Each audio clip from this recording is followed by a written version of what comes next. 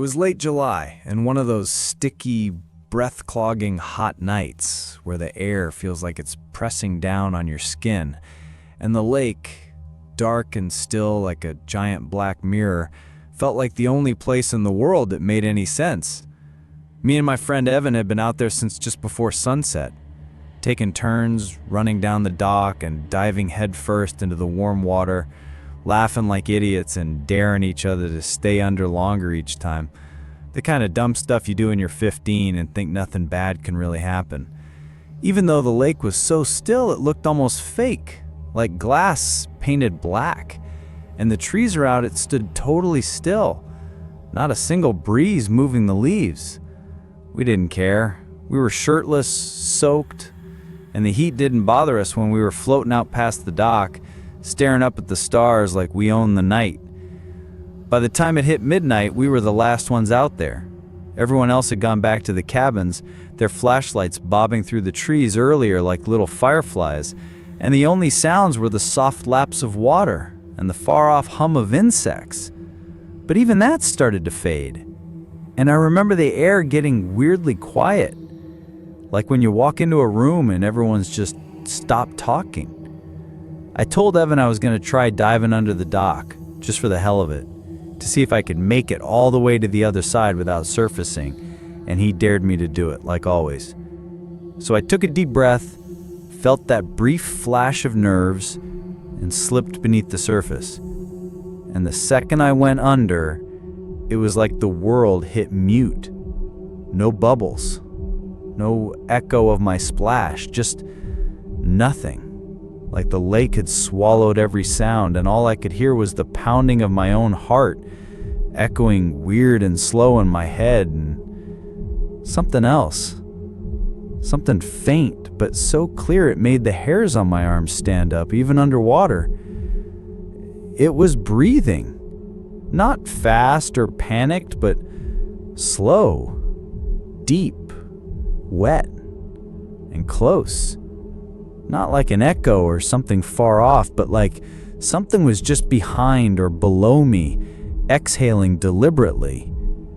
I froze there, suspended in the dark, like I didn't even belong to the surface anymore. And I remember thinking, don't move, don't let it know you're here, even though I knew it already did. And then I felt it. Something shifted below me, like a large body turning slowly, not touching me yet, but aware of me. And I wanted to scream, but I had no breath. So I kicked hard toward the surface, panic rising up in my chest like fire. And that's when I felt it. Something wrapped lightly around my ankle, not pulling exactly, just touching, like it was testing me, like it wanted to see what I'd do.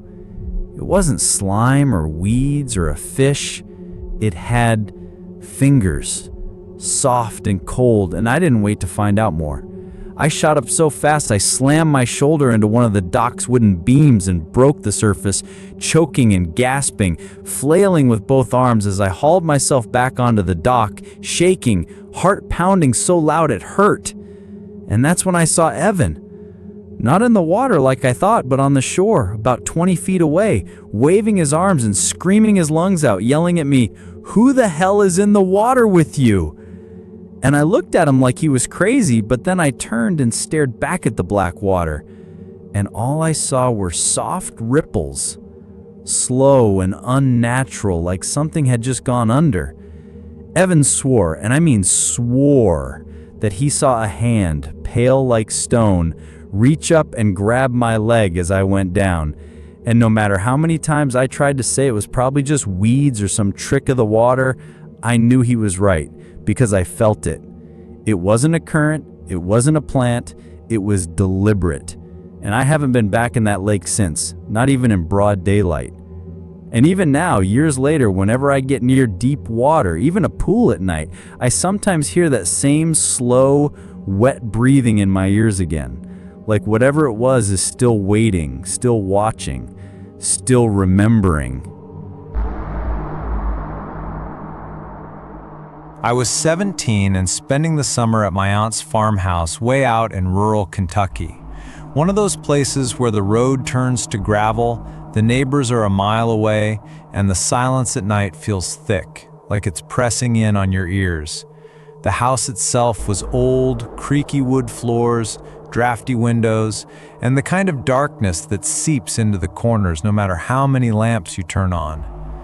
I couldn't sleep one night. It was around 2 in the morning. The air was warm and sticky, and the only sounds were the steady hum of crickets and the occasional rustle in the trees. I grabbed a Coke from the fridge, threw on my headphones, and went out to sit on the porch swing just to clear my head. It was peaceful at first, the kind of quiet that makes you forget the world exists, until I saw the motion light by the barn flicker on. Now this barn was ancient, wood all gray and leaning, like it might fall over if you breathed on it too hard. We didn't use it, never went near it at night, and there was something about the way it just sat there on the edge of the property, like it was watching you instead of the other way around. I figured it was just some raccoon or stray dog sniffing around, but then the light clicked off, then back on, then off again, like something was pacing, stepping just in and out of the sensor's range on purpose.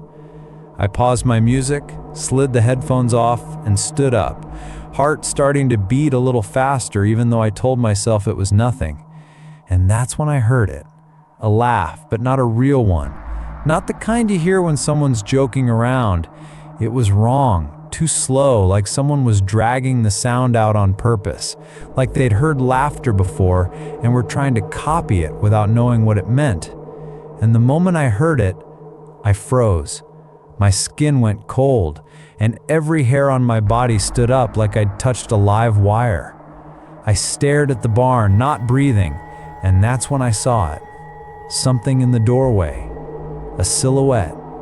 Tall and thin. Unnaturally still, like it was carved out of the darkness itself. I called out, just barely, "Hello?" Like a total idiot, hoping it was a person, a prank, anything that made sense. And that's when it moved. It didn't walk. It crouched down, folding in on itself like a spider, its limbs too long, bending at wrong angles, and crawled backward into the barn without a sound. I didn't wait. I turned and ran inside so fast I nearly tripped over the porch steps, slammed the door shut, locked every window and bolt, and just sat in the living room with every light on, staring out toward the barn until the sky started to lighten. I told my aunt the next morning, expecting her to laugh or ask if I was dreaming, but she didn't even flinch. She just looked at me and said, "You shouldn't be outside after midnight out here," like it was a fact, not advice. And she never explained, just went back to making breakfast like I hadn't seen something that didn't belong in the world. I never stepped out at night again, not once that summer, and even now when I think back, it's not the thing's shape that scares me most, it's that laugh, how off it was. Like it was mocking me, like it knew I thought I was alone, and wanted me to understand I never really was.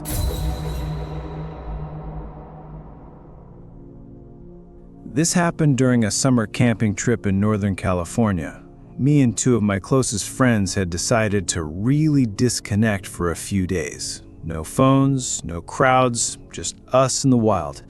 So we hiked way off the main trails, miles deep into the woods past where most people ever bother going. It felt amazing at first, like we had the whole forest to ourselves. The air was clean, the trees were so tall they blocked most of the sky. And for the first 2 days, everything was perfect. We fished, built a fire pit, told dumb stories under the stars. But on the 3rd night, something changed. It wasn't sudden, just off. We were sitting around the fire, laughing and passing around a bag of marshmallows, when we started hearing this strange knocking sound coming from the trees. It wasn't loud, but it was deliberate. 3 knocks, then silence, then 3 more. It sounded too clean to be an animal or branches. It sounded like knuckles on wood. We went quiet and called out, thinking maybe a hiker was lost or messing with us, but there was no answer, just more knocking, this time closer. That's when I realized the entire forest had gone dead silent. No crickets, no wind, not even leaves moving. Just that knock, knock, knock, like something knocking on a door that wasn't there. We put out the fire quickly, not even thinking about why, just instinct, and sat there in the pitch black, flashlights off, listening, hearts pounding. That's when we saw it. A soft light deeper in the woods, swinging back and forth like an old lantern, glowing kind of yellowish, like firelight, but wrong somehow. It moved slowly, like someone carrying it. We whispered to each other, thought maybe it was a ranger doing night rounds or some camper with an old school setup. So we turned our flashlights on and called out again. But the moment we aimed toward the light, it vanished, like someone just blew it out. And not even 2 seconds later, we heard the knocking again, but behind us this time. Way too close, like whatever it was had circled us without making a single sound. That was it. We panicked, grabbed whatever we could carry in one motion and just ran. Left the tent, food, everything. Didn't even care. We just ran blindly into the woods, our breath sharp and loud in the silence. Only one of our flashlights still worked and the trail was nearly invisible in the dark. We hiked 6 damn miles like that, jumping at every sound, convinced something was behind us the whole time. We didn't stop until the sky started to lighten and we stumbled into the ranger station, dirty, shaking, and exhausted. When we told the ranger what happened, he didn't laugh, didn't even look surprised. He just nodded and said, "You're lucky you left. Some of those trails go where they're not supposed to." And he didn't explain, just walked away like it was something he'd heard before. I still don't know what the hell that meant, but I do know one thing. I have never gone camping again, and I never will.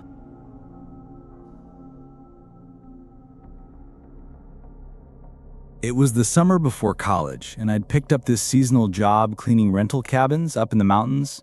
Kind of isolated, mostly used by families for weekend getaways. Nothing fancy, just basic wooden cabins spread out around a big lake. The work was easy. Sweep, change sheets, scrub the bathrooms, move on. So I didn't ask many questions, just did my job and enjoyed the peace. But then I got assigned cabin 11, which sat farther off from the others, kind of tucked behind the trees like it didn't want to be found. It looked like the rest from the outside. Same porch, same windows, same setup. But when I stepped inside, I noticed something weird. The air was colder, and there was this faint smell. Not rotten, but old, like damp clothes or a dusty attic.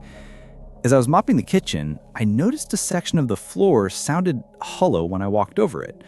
I moved the little rug and saw a square outline, like a trapdoor, which was strange because none of the other cabins had basements. I'd seen the blueprints they gave us, and this one definitely wasn't supposed to have anything underground.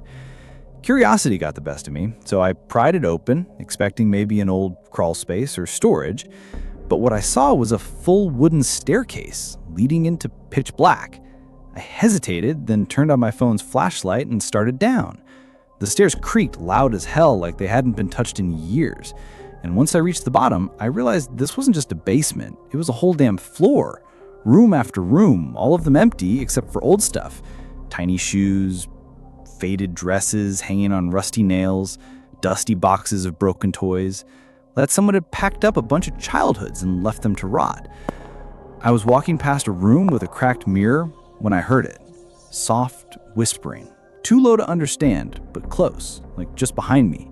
I froze, turned around, nothing there. But the air felt different, heavy. Like something was waiting.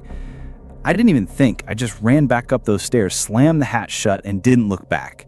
The next day, I asked my supervisor about it, tried to play it casual, like, "Hey, what's the story with Cabin 11? But he just looked at me for a second, then said, "That one's closed for the season," even though I'd literally cleaned it the day before. By the end of the week, it was locked up tight and nobody ever mentioned it again. I kept working till August, but never stepped near that part of the woods again.